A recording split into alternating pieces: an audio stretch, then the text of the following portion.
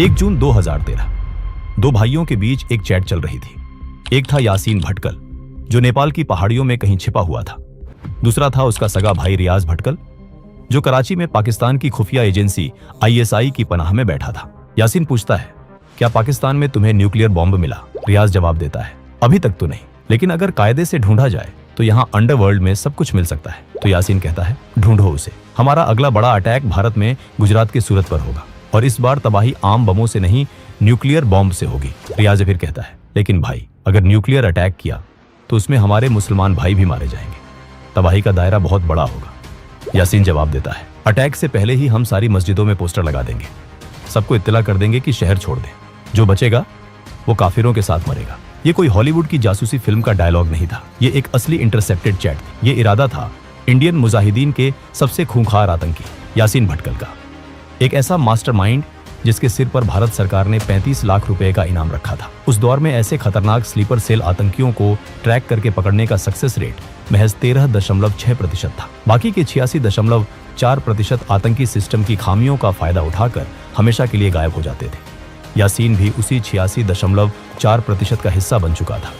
2005 से 2012 के बीच भारत के 12 अलग अलग राज्यों में 17 बड़े बम धमाके हुए, 220 से ज्यादा बेगुनाह लोग मारे गए, और इन सबके पीछे दिमाग सिर्फ एक ही इंसान का था, यासीन भटकल। 2011 से वो पूरी तरह फरार था। वो अपना हुलिया और पहचान बदलने में इतना माहिर था कि भारत की किसी भी एजेंसी के पास उसकी कोई भी लेटेस्ट या साफ तस्वीर तक नहीं थी।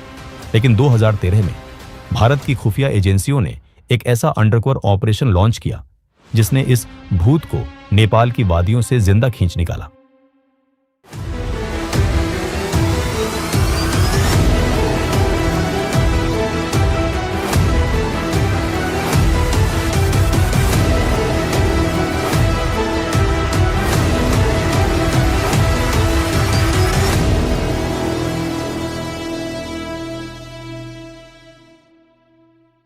कर्नाटक के तटीय इलाके में एक छोटा सा कस्बा है भटकल। इसी कस्बे की गलियों में मोहम्मद अहमद जरार सिद्दी बापा का बचपन बीता, जो आगे चलकर दुनिया के लिए यासीन भटकल बनने वाला था। यासीन कोई अनपढ़ या गरीब लड़का नहीं था। उसके परिवार का दुबई में एक अच्छा खासा बिजनेस था, लेकिन 90 के दशक में जब भारत में students Islamic movement of India Simi जैसी कट्टरपंथी संस्थाओं ने जोर पकड़ना शुरू किया, तो यासीन और उसके दोनों भाई रियाज भटकल और इकबाल भटकल के दिमाग में जहर घुलने लगा। 2001 में जब भारत सरकार ने सिमी पर बैन लगा दिया, तो इन तीनों भाइयों ने एक नई और कहीं ज्यादा खूंखार संस्था की नींव रखी, इंडियन मुजाहिदीन। साल 2004, जाली बीच, कर्नाटक। भटकल शहर के बाहरी इलाके में एक बड़ा कोस्टल विला, यहाँ एक कैंप ऑर्गेनाइज किया गया। इसके पीछे थे रियाज और इकबाल भटकल। बाहर से देखने में ये एक समर कैंप लगता था। नौजवान लड़के स्विमिंग करते, जंगलों में ट्रैकिंग करते और एयरगन से निशाना लगाते। स्थानीय लोगों को कभी कभी छोटे धमाकों की आवाज आती, पर उन्हें लगता कि लड़के पटाखे फोड़ रहे हैं, लेकिन वहां भारत के खिलाफ ही साजिश बन रही थी। 2007 आते आते इंडियन मुजाहिदीन ने अपना खौफनाक चेहरा दुनिया के सामने रख दिया। ये ग्रुप सिमी का एक कट्टर और हिंसक हिस्सा था। उनका IT विंग मीडिया को एनक्रिप्टेड मैनिफेस्टो भेजता, बड़े हमलों की जिम्मेदारी लेता और देश में एक साइकोलॉजिकल खौफ पैदा करता। लेकिन इंडियन मुजाहिदीन सिर्फ एक स्वदेशी ग्रुप नहीं था। इंटेलिजेंस डोजर्स ने एक बड़े सिंडिकेट का पर्दाफाश किया, जिसे कराची प्रोजेक्ट कहा जाता है। पाकिस्तान की ISI और लश्कर-ए-तैयबा ने एक ऐसी रणनीति बनाई जिसमें वो फंडिंग और ट्रेनिंग पाकिस्तान में देंगे, लेकिन हमले भारतीय चेहरों के जरिए करवाएंगे। इससे वो दुनिया के सामने खुद को बेगुनाह दिखा सकते थे। रियाज और इकबाल के पाकिस्तान जाने के बाद यासीन भारत में फील्ड कमांडर बन गया, लेकिन यासीन खुद भी पाकिस्तान गया था। दुबई के रास्ते जाली इमिग्रेशन स्टैंप्स के जरिए उसने बॉर्डर पार किया। पाकिस्तान में उसका 50 दिन का मिलिट्री ग्रेड ट्रेनिंग प्रोग्राम चला। पाकिस्तान आर्मी के 6 इंस्ट्रक्टर्स ने उसे सिखाया कि एक आम बम और मास कैजुअल्टी IED में क्या फर्क होता है।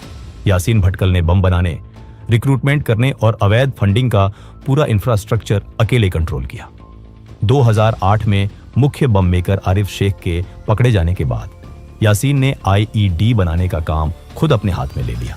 शुरुआत में उसके सर्किट ढीले होते थे, लेकिन जल्द ही उसने अपने डिजाइन इतने परफेक्ट कर ली कि वो फेल नहीं होते थे। Ammonium nitrate, RDX, ball bearings और सटीक डिजिटल टाइमर्स का खतरनाक कॉम्बिनेशन। वो उडुपी के इंडस्ट्रियल सोर्सेज से डेटोनेटर्स खरीदता था, इंडियन मुजाहिदीन का पहला मॉडल आजमगढ़ मॉडल था। पढ़े लिखे इंजीनियर, डॉक्टर और आईटी स्पेशलिस्ट्स पर बातला हाउस एनकाउंटर के बाद यह नेटवर्क टूट गया, क्योंकि पढ़े लिखे युवाओं का डिजिटल फुटप्रिंट होता है जिन्हें ट्रैक करना आसान होता है। यासीन ने अपनी रणनीति बदली। उसने दरभंगा मॉडल शुरू किया। बिहार और ग्रामीण महाराष्ट्र के अनपढ़ और गरीब युवा, इन लड़कों का कोई डिजिटल फुटप्रिंट नहीं था, इसलिए खुफिया एजेंसियां उन्हें ट्रैक नहीं कर पाती थी। इस सब को फंड करने के लिए इंटरनेशनल हवाला नेटवर्क और हाई क्वालिटी जाली नोटों को मार्केट में उतारा गया। दुबई से सीधे हवाला के जरिए ब्लैक मनी भारत आ रही थी। 2008 से 2013 तक भारत के कई शहर खून से लाल हुए। 26 जुलाई 2008 अहमदाबाद दानी लीमड़ा इलाके में यासीन और असदुल्लाह अख्तर उर्फ हड्डी ने एक सेफ हाउस किराए पर लिया। वहीं भारी मात्रा में विस्फोटक बनाए गए। अस्पताल और सिविलियन टारगेट्स पर 21 लगातार धमाके किए गए। 56 मौतें और 200 से ज्यादा लोग घायल हुए। 13 फरवरी 2010 पुणे जर्मन बेकरी, ओशो आश्रम के पास, जहां विदेशी टूरिस्ट्स आते थे। सीसीटीवी कैमरे में एक शख्स एक बैग छोड़ते हुए रिकॉर्ड हुआ। वो यासीन भटकल था। इस ब्लास्ट में 18 लोग मारे गए, जिनमें इटली, सूडान और ईरान के विदेशी नागरिक शामिल थे। 13 जुलाई 2011 मुंबई ट्रिपल ब्लास्ट, जवेरी बाजार, ओपेरा हाउस और दादर, तीनों जगह धमाके हुए। 26 मौतें हुईं और 130 से ज्यादा लोग जिंदगी भर के लिए अपाहिज हो गए। और फिर आया इंडियन मुजाहिदीन का सबसे खतरनाक हमला। 21 फरवरी 2013 हैदराबाद, 2 धमाकों में 18 लोगों की मौत और 131 गंभीर रूप से घायल। यासीन भटकल अब देश का मोस्ट वांटेड बन चुका था। 12 अलग अलग राज्यों की एंटी टेरर यूनिट्स, आईबी और एनआईए सब इस एक आदमी के पीछे थे। यासीन भटकल कभी भी अपने नाम का मोबाइल फोन या ईमेल इस्तेमाल नहीं करता था। वो एक फोन सिर्फ कुछ सेकंड के लिए ऑन करता, कराची में बैठे अपने आकाओं को मैसेज भेजता और फिर उस फोन और सिम को तोड़कर फेंक देता। वो कभी एक ही चेहरे के साथ 2 बार नहीं दिखता था। कभी पूरी दाढ़ी, कभी फ्रेंच कट, कभी क्लीन शेव, हर बार एक नई पहचान। हालांकि यासीन भटकल 2009 में एक बार कोलकाता पुलिस के हत्थे चढ़ चुका था। कोलकाता में उसे नकली नोटों की तस्करी के शक में गिरफ्तार किया गया था। कोलकाता पुलिस को भनक तक नहीं लगी कि उनके लॉकअप में भारत का मोस्ट वांटेड आतंकी बंद है। कुछ ही दिनों में उसे जमानत मिल गई और वो मुस्कुराता हुआ पुलिस स्टेशन से बाहर निकल गया। इसके बाद यासीन भारत से गायब हो गया। वो सीधा नेपाल के रास्ते पाकिस्तान भागने की फिराक में था। 13 अगस्त 2013 पटना में मौजूद स्पेशल ऑपरेशंस ग्रुप एसओजी के हेडक्वार्टर में एक बहुत ही सीरियस और हाई लेवल मीटिंग चल रही थी। कमरे के अंदर इंटेलिजेंस ब्यूरो आईबी के जॉइंट डायरेक्टर और एसओजी के टॉप डिप्यूटीज मौजूद थे। सबका फोकस सिर्फ एक ही चीज पर था, यासीन के न्यूक्लियर बॉम्ब वाले इंटरसेप्टेड मैसेज का क्या मतलब है। क्या वाकई इंडियन मुजाहिदीन भारत में कुछ बड़ा करने वाला है? तभी एसओजी के टीम लीडर का एनक्रिप्टेड फोन वाइब्रेट होता है। स्क्रीन पर एक अनजान नंबर था। ये कॉल नेपाल में बैठे उनके एक इन्फॉर्मर का था। सर, जो फोटोग्राफ आईबी ने पिछले साल भेजी थी, वैसा ही एक शख्स नेपाल के पोखरा में दिखा है। पूरी बात बताओ, तुम श्योर हो? वो अपना हुलिया गिरगिट की तरह बदलता है। सर, फोटो में उसके लंबे बाल और दाढ़ी हैं, लेकिन जो आदमी मैंने देखा है वो क्लीन शेव है। उसके बाल एकदम छोटे हैं, लेकिन सर उसकी आंखें बिल्कुल उसी शख्स से मिलती हैं। वो सस्पेक्ट पोखरा में डॉक्टर यूसुफ नाम से एक यूनानी डॉक्टर बनकर रह रहा है। ये सुनते ही एसओजी टीम अलर्ट हो गई। यूनानी डॉक्टर यूसुफ, ये वो फेक आइडेंटिटी थी जिसका इस्तेमाल यासीन ने बिहार के दरभंगा में अपना आतंकी नेटवर्क खड़ा करने के लिए किया था। टीम लीडर तुरंत मीटिंग रूम में वापस आए और आईबी के जॉइंट डायरेक्टर को यह खबर दी। अब वक्त था दिल्ली हेडक्वार्टर से परमिशन लेने का। जॉइंट डायरेक्टर ने हॉटलाइन पर दिल्ली के DIB, director of intelligence bureau को फोन मिलाया। सर, हमारे पास एक कंफर्म लीड है। यासीन नेपाल के पोखरा में छिपा है। हमें तुरंत एक टीम नेपाल भेजनी होगी। लेकिन हमारी रिपोर्ट्स के मुताबिक यासीन इस वक्त नेपाल या भारत में है ही नहीं। वो कराची में अपने भाइयों के साथ ऐश कर रहा है। दिल्ली के बड़े अफसर किसी भी हालत में नेपाल में कोई अंडर कवर ऑपरेशन करने की परमिशन नहीं देना चाहते थे। इसका कारण साफ था, अगर ये ऑपरेशन फेल हुआ या उन्होंने किसी गलत आदमी को उठा लिया तो इंटरनेशनल लेवल पर भारत और नेपाल के बीच भारी डिप्लोमेटिक बवाल मच सकता था। दिल्ली से ना सुनने के बाद मीटिंग रूम में सन्नाटा छा गया। लगा जैसे भारत एक बार फिर अपने सबसे बड़े दुश्मन को अपने हाथ से जाने देगा। लेकिन एसओजी लीडर हार मानने वालों में से नहीं थे। मीटिंग के बाद वो सीधे जॉइंट डायरेक्टर के केबिन में गए। सर, ये चांस हम मिस नहीं कर सकते। मेरा सोर्स पुख्ता है, अगर आज हमने उसे छोड़ दिया तो कल और बम फटेंगे और खून हमारे हाथों पर होगा। जॉइंट डायरेक्टर ने कुछ देर सोचा। एक तरफ दिल्ली का ऑर्डर था और दूसरी तरफ देश की सुरक्षा। आखिरकार उन्होंने एक ऐसा फैसला लिया जो उनकी पूरी नौकरी दांव पर लगा सकता था। ठीक है, हम अनऑफिशियल तरीके से जाएंगे। तुम सबको अपना रूप बदलना होगा। कोई सरकारी आईडी नहीं, कोई वेपन नहीं, कोई पुलिस कार्ड नहीं। तुम टूरिस्ट बनकर नेपाल जाओगे। अगर तुम वहां पकड़े गए तो नेपाल की जेल में सड़ोगे। एसओजी लीडर ने 5 लोगों की एक बेहद चुनिंदा अंडरकवर टीम बनाई, लेकिन ऑपरेशन शुरू करने से पहले ही एक बड़ी दीवार सामने खड़ी हो गई। पैसा। क्योंकि ये एक अनऑफिशियल ऑपरेशन था, इसलिए सरकार की तरफ से कोई सीक्रेट फंड सैंक्शन नहीं हुआ था। सरकारी पैसा आने में हफ्तों लग जाते, तो एसओजी टीम लीडर ने अपनी जेब से पैसे लगाए। उन्होंने अपने एक करीबी दोस्त से 40,000 रुपए उधार लिए।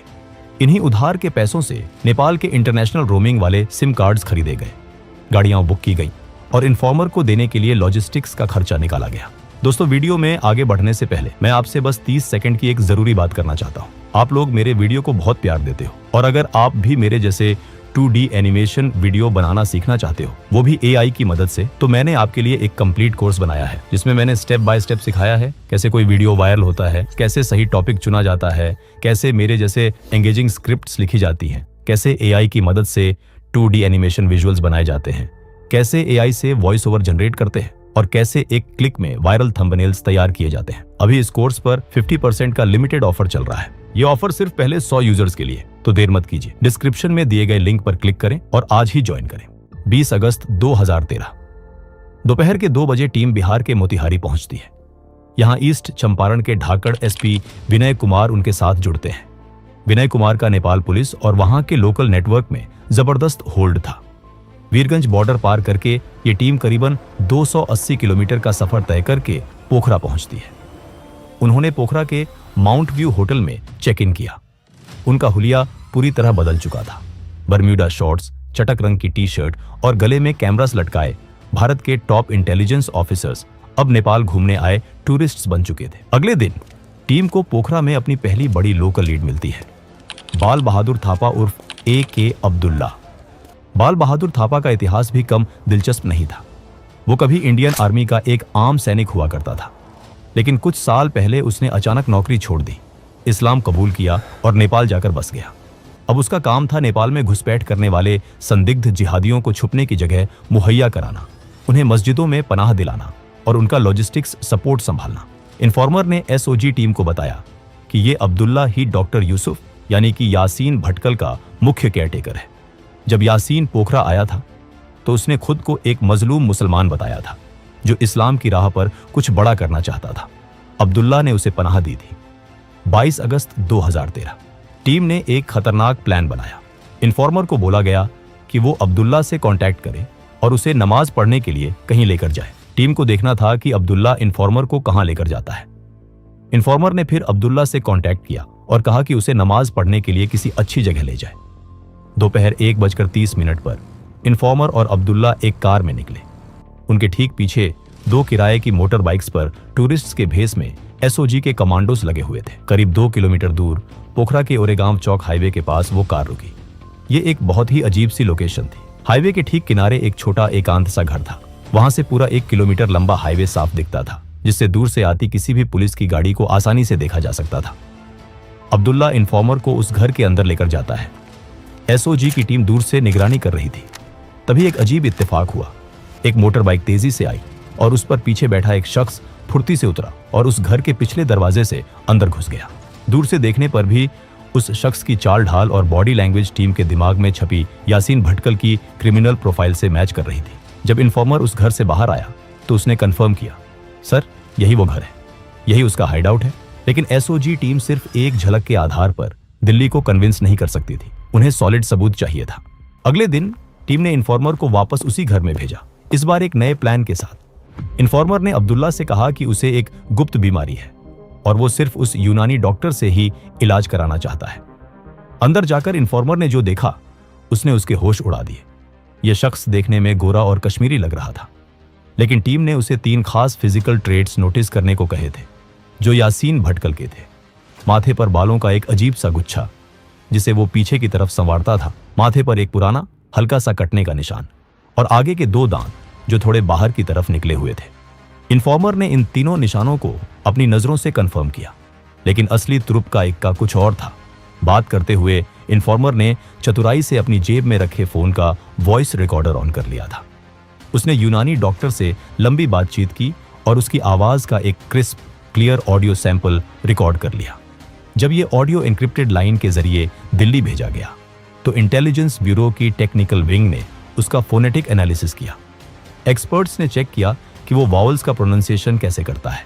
रिपोर्ट ने पूरे आईबी हेडक्वार्टर्स में खलबली मचा दी। हिंदी बोलने के उस लहजे में, उस एक्सेंट में साउथ वेस्ट महाराष्ट्र का डीप टच था। बिल्कुल वैसा ही एक्सेंट जहां यासीन और उसके भाई रियाज की शुरुआती पढ़ाई हुई थी। दिल्ली के एक्सपर्ट्स की रिपोर्ट आई, वॉइस मैच हुआ और ये आदमी कोई और नहीं, यासीन भटकल ही था। यह सुनते ही पटना में ज्वाइंट डायरेक्टर ने दिल्ली फोन घुमाया। सर, वो यासीन ही है, हम 200% श्योर हैं। और अगर दिल्ली से इस प्रपोजल को रिजेक्ट किया जाता है तो सर, हम उसे ड्रग करके जिंदा इंडिया बॉर्डर के पार ले आएंगे। दिल्ली को अब यकीन हो चुका था, परमिशन मिल चुका था। सेंट्रल गवर्नमेंट ने सीधा नेपाल सरकार और वहां की इंडियन एम्बेसी को लूप में लिया। एक हाई लेवल डिप्लोमेटिक प्रेशर के बाद नेपाल पुलिस की एक छोटा टीम इस सीक्रेट ऑपरेशन में एसओजी का साथ देने को राजी हो गया। 28 अगस्त की शाम पोखरा का मौसम अचानक बदल गया। दोपहर 4 बजे से ही आसमान में काले बादल घिर आए और मूसलाधार बारिश होने लगी। रात का अंधेरा और ये तेज बारिश एक अंडरकवर ऑपरेशन के लिए एकदम परफेक्ट सेटिंग थी। रात 8:30 बजे नेपाल पुलिस की एक टीम एसओजी के साथ ओरेगांव चौक पहुंचती है। एग्रीमेंट के मुताबिक एसओजी की टीम घर से काफी दूर अंधेरे में खड़ी होकर निगरानी कर रही थी। घर के अंदर घुसने का काम नेपाल पुलिस का था। नेपाल पुलिस की टीम घर के अंदर दाखिल होती है, लेकिन 10 मिनट बीत गए, आधा घंटा बीत गया, 9:45 बज गए, लेकिन घर से कोई हलचल नहीं हुई। पुलिस बाहर नहीं आई। बाहर बारिश में भीग रहे एसओजी टीम के पसीने छूटने लगे। क्या यासीन पिछले दरवाजे से भाग गया? क्या उसने नेपाल पुलिस को पैसे खिला दिए? तभी रात के करीब 10 बजे एसओजी लीडर का फोन बजा। दूसरी तरफ इंडियन एम्बेसी का एक सीनियर आईपीएस अफसर था और वो गुस्से से भरा हुआ था। अफसर ने तीखे लहजे में कहा, तुम लोग नेपाल में ये क्या कर रहे हो? वो एक बेगुनाह आदमी है, कोई आतंकवादी नहीं, बल्कि एक टरबाइन इंजीनियर है। तुम दोनों देशों के डिप्लोमेटिक रिश्ते खराब कर दोगे। इस ऑपरेशन को तुरंत रोक दो। दरअसल अंदर यासीन भटकल ने अपनी चालाकी दिखा दी थी। उसने पूरे आत्मविश्वास के साथ नेपाल पुलिस को यकीन दिला दिया था कि वो कोई आतंकवादी नहीं, बल्कि एक मासूम टरबाइन इंजीनियर है जो प्रोजेक्ट के काम से नेपाल आया है। लेकिन बाहर खड़े एसओजी लीडर ने एम्बेसी अफसर को ऐसा करारा और सटीक जवाब दिया कि अफसर एकदम चुप हो गया। सर, अगर आप आईपीएस हो तो थोड़ा दिमाग लगाइए। एक हाईली क्वालिफाइड टरबाइन इंजीनियर एक छोटे से अंधेरे कमरे में छुपकर यूनानी दवाइयां क्यों बेचेगा? आप नेपाल पुलिस से बस इतना कहिए कि उन दोनों को बाहर लेकर आएं। अगर हम गलत हुए तो हम उन्हें इज्जत से छोड़ देंगे। थोड़ी देर बाद एम्बेसी का अफसर शांत पड़ा और उसने नेपाल पुलिस को आगे बढ़ने का आदेश दे दिया। रात 10:10 पर नेपाल पुलिस 2 संदिग्धों को बाहर लेकर आई। थोड़ी सख्ती और पूछताछ के बाद उस शख्स का आत्मविश्वास टूट गया और उसने अपना जुर्म कबूल कर लिया। हाँ, मैं ही यासीन भटकल हूं। उसके साथ जो दूसरा आदमी था वो भी कोई साधारण व्यक्ति नहीं था। वो असदुल्ला अख्तर उर्फ हड्डी था, एक खतरनाक सुसाइड बॉम्बर और अल कायदा का ऑपरेटिव, जिस पर भारत में 10 लाख रुपए का इनाम था। पुणे, वाराणसी और मुंबई के जवेरी बाजार धमाकों में वो यासीन का सबसे भरोसेमंद साथी था। यह भारत के लिए किसी डबल जैकपॉट से कम नहीं था। इसके बाद नेपाल पुलिस ने दोनों को अपनी गाड़ियों में बैठाया और एसओजी टीम को उनसे दूर रहने के लिए कहा, ताकि चेक पॉइंट्स पर किसी तरह का शक या सवाल न उठे। 29 अगस्त की सुबह करीब 6 बजे एसओजी की टीम ने यासीन भटकल और हड्डी को नेपाल पुलिस से हैंडओवर लिया और भारत के बिहार बॉर्डर बेतिया में एंट्री की। भारत का सबसे खूंखार आतंकी आखिरकार पकड़ में आ चुका था। एक ऐसा मास्टरमाइंड जो कभी फोन का इस्तेमाल नहीं करता था, हर दूसरे दिन अपना ठिकाना बदल देता था और जिसने सालों तक भारतीय इंटेलिजेंस एजेंसियों को चकमा दिया। वो आखिरकार एक बेहद साहसी एसओजी टीम के सामने हार गया। इस गिरफ्तारी को गुप्त रखा जाना था, लेकिन दिल्ली में बैठे कई बड़े मंत्री और वरिष्ठ अधिकारी, जिनका इस ऑपरेशन में कोई रोल तक नहीं था, मीडिया के सामने आकर इसका पूरा श्रेय लेने लगे। और जिन असली हीरोज ने, उस 5 लोगों की एसओजी टीम ने अपनी जान जोखिम में डाली, अपनी जेब से खर्च किया, उन्हें क्या मिला? टीम लीडर को सिर्फ एक कमेंडेशन लेटर मिला और पूरी टीम को कुल 1 लाख रुपए का इनाम दिया गया। भारत के इतिहास के सबसे बड़े आतंकवादी को पकड़ने के बावजूद उन्हें किसी भी वीरता पुरस्कार के योग्य नहीं समझा गया। यह सिस्टम की एक कड़वी सच्चाई थी। आज यासीन भटकल दिल्ली की तिहाड़ जेल के सेल नंबर 2 की कालकोठरी में अपनी सजा काट रहा है। उसकी गिरफ्तारी के बाद इंडियन मुजाहिदीन के दोनों धड़े लगभग पूरी तरह खत्म हो चुके हैं। भारत में उस स्तर के सीरियल ब्लास्ट का खौफनाक दौर काफी हद तक समाप्त हो गया है। लेकिन यासीन के दोनों भाई रियाज और इकबाल आज भी पाकिस्तान के कराची में मौजूद बताए जाते हैं और भारत के खिलाफ नई साजिशें रचने की कोशिशों में लगे हैं। आपको भारत का यह सबसे खतरनाक अंडरकवर ऑपरेशन कैसा लगा? क्या अपनी जान जोखिम में डालने वाली एसओजी टीम को उनका सही सम्मान और पुरस्कार मिलना चाहिए था? अपनी राय कमेंट सेक्शन में जरूर शेयर करें। अगर आपको यह वीडियो पसंद आया हो तो इसे लाइक करें, शेयर करें और चैनल को सब्सक्राइब करें ताकि हम ऐसी और कहानियां आप तक लाते रहें। तब तक के लिए जय हिंद, जय भारत।